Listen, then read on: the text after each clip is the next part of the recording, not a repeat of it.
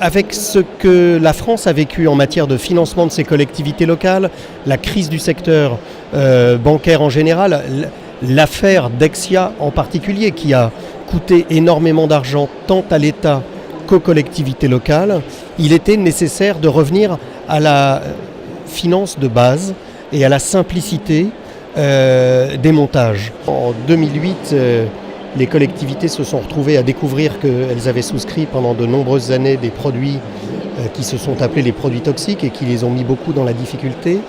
Elles ont également connu ce qu'elles appellent le manque de liquidité, c'est-à-dire un système bancaire dans l'incapacité de les fournir en liquidité à hauteur de leurs besoins d'investissement.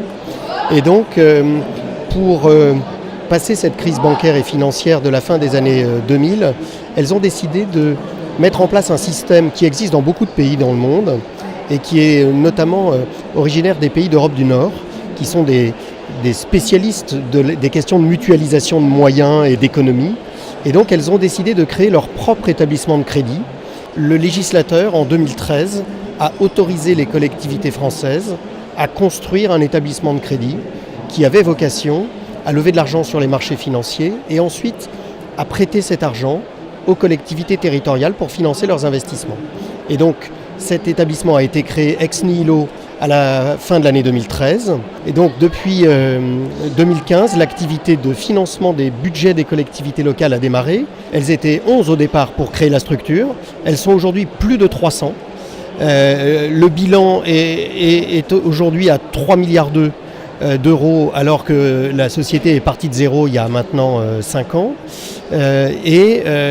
Chaque année, on a à peu près 50 ou 70 collectivités locales nouvelles qui viennent adhérer au système, c'est-à-dire devenir actionnaires d'une société coopérative qui regroupe toutes les collectivités territoriales qu'ils souhaitent. Et une fois qu'elles en sont devenues actionnaires, eh bien, la banque peut leur prêter de l'argent. On a donc deux métiers très très simples et c'est vraiment une réponse aux complexités de la crise.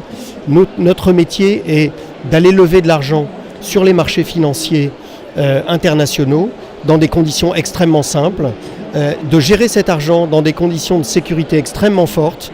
On est une banque totalement averse au risque. Donc à chaque fois qu'il y a du risque, en fait, on a des procédures pour le diminuer, le ramener le plus proche possible de zéro.